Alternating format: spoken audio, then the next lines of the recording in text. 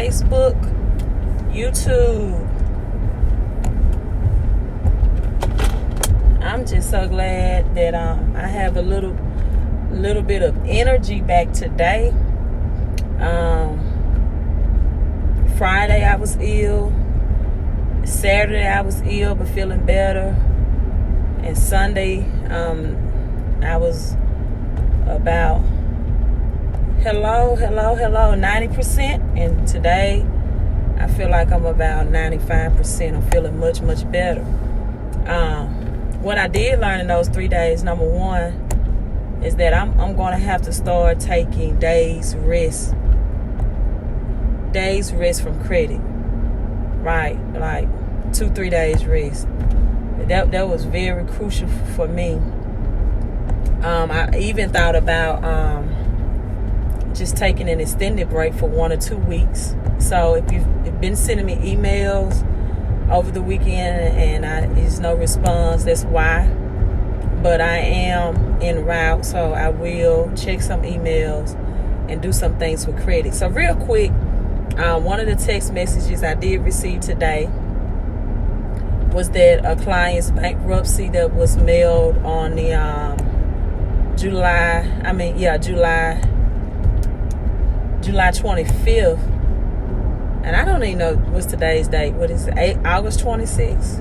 I think it's August 26th. Interrupted. What? Alright, so I'm just going to wait. Because even when I hit the replay, even though it's telling me no low network connection, my phone is still saying recording. So it's coming. It may be interrupted on your end. But if I hit stop and complete, the entire video will still show out. Or it'll still play out. So I think I stopped, or probably what you last heard was, I just did 3 days, Friday, Saturday, and Sunday, because I was ill from doing anything. I didn't check anyone's credit. I responded to some texts, but that was it. I didn't log in. Thank you so much. And I'm really thinking about taking maybe 2 weeks off from credit, period, from accepting new clients. I haven't decided yet. Because there's some things that I'm thinking about restructuring. I had a policy where I was guaranteeing 6 months results if no negatives or any things were deleted and updated, right? Thank you for the digital love. And some people that had the consultation services wanted a refund in 60 days.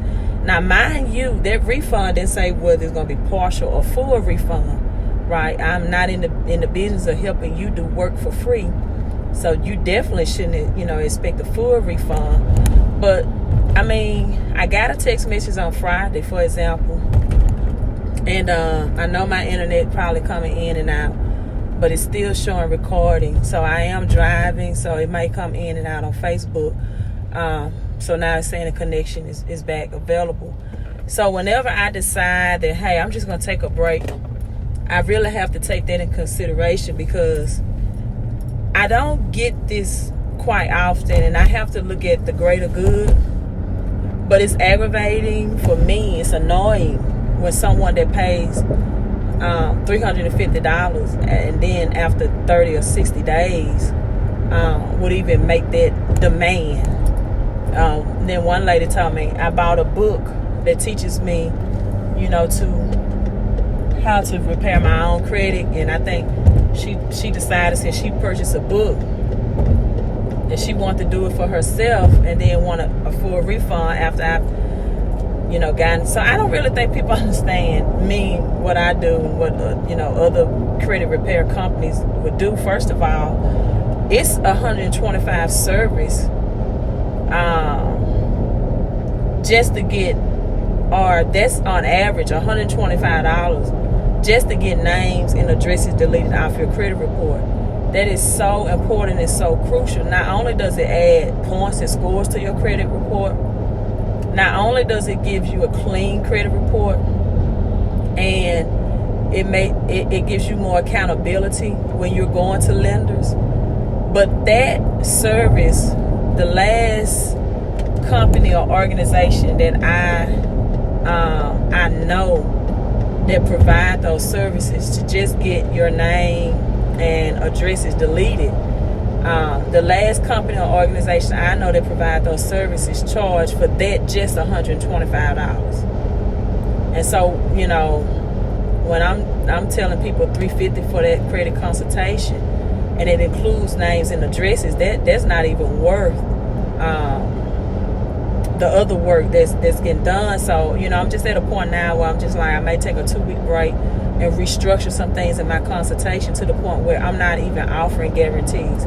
Because let me tell you why I offer guarantees initially. In the first place, someone interviewed me and they asked, well, you know, it's a lot of credit scams out there, and how do people know you're creditable? You know, how can they feel good or honest? And because that person asked me that, I said, well, I put a 6-month guarantee. I believe that much in my consultation and in my services, right?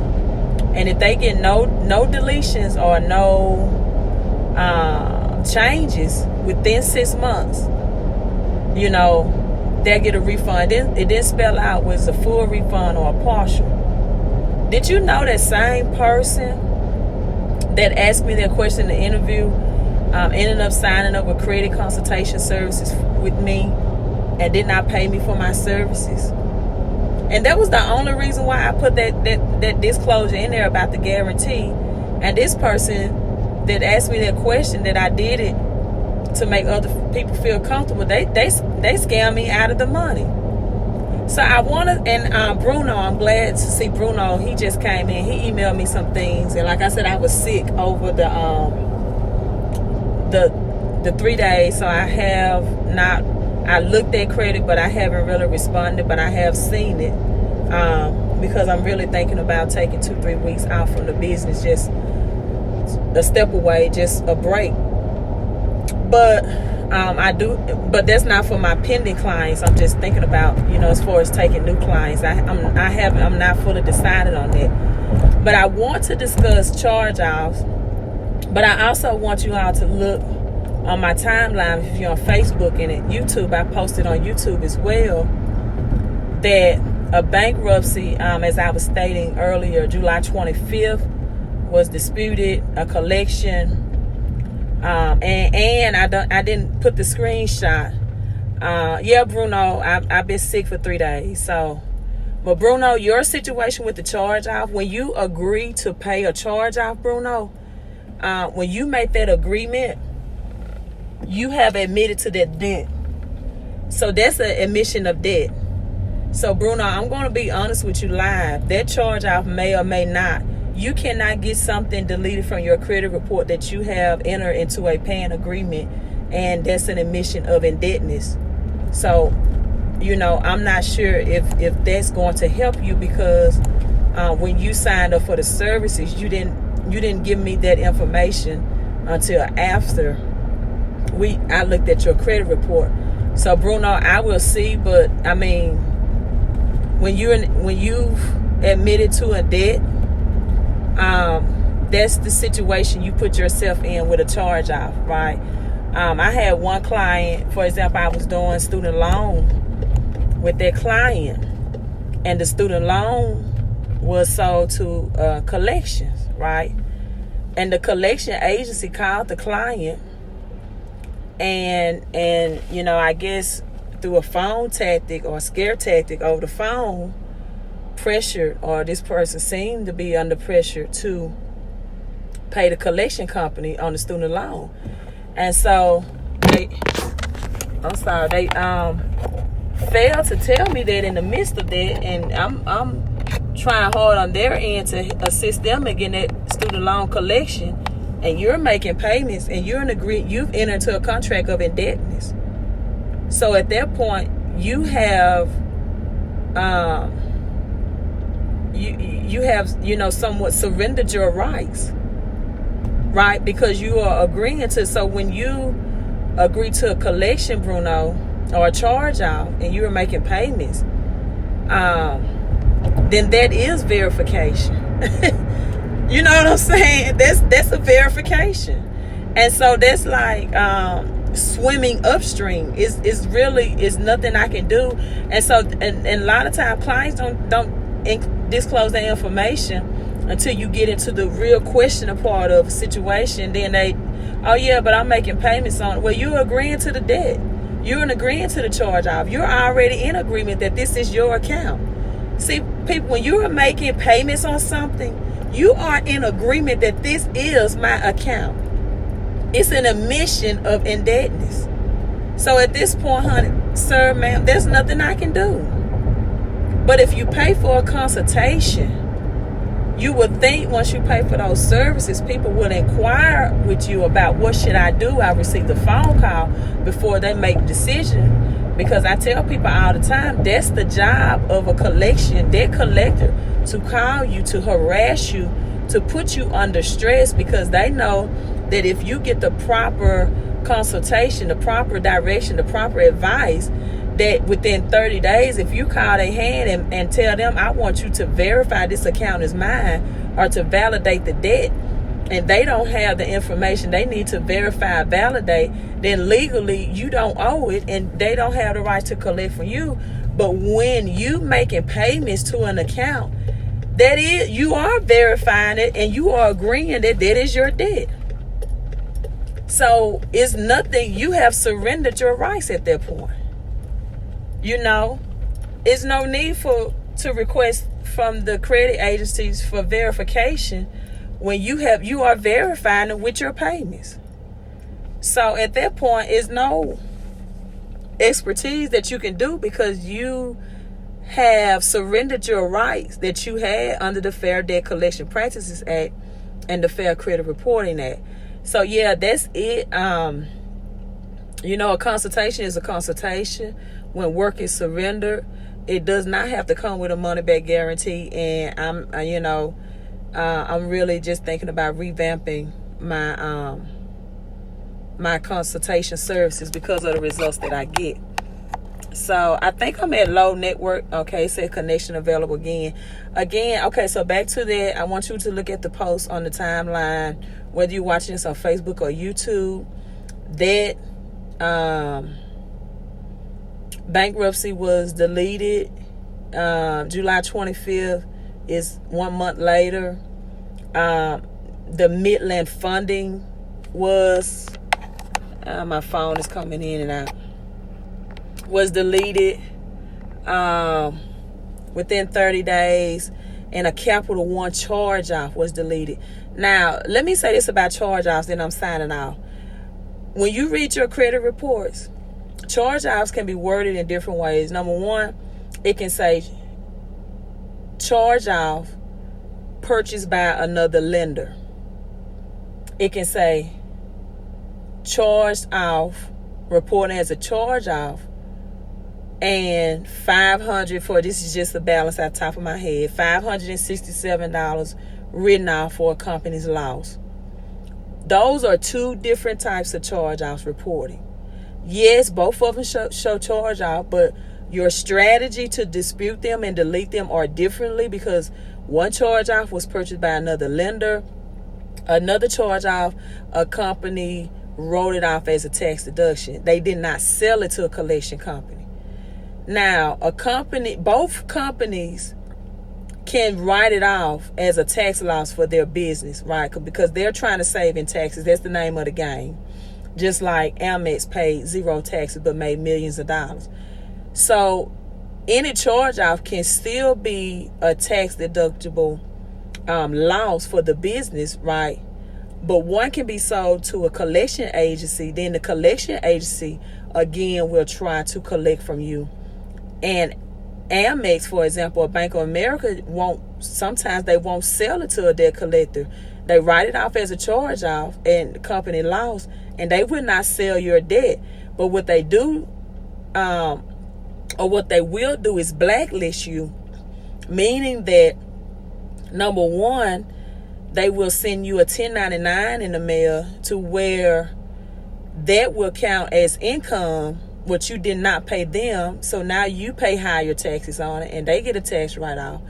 And then number two, you're blacklisted because you won't ever be allowed to apply with like an Amex or that company again, because you are blacklisted because you have an unpaid debt or an account with them.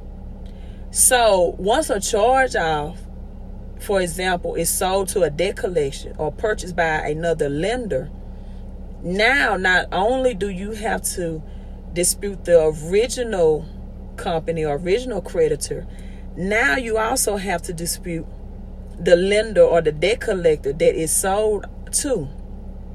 Because it's really two battles you're fighting at this point. You're fighting a charge off, and you're fighting the debt collector or the lender that it was sold to. And so what a lot of people don't understand, that's double the work now, right?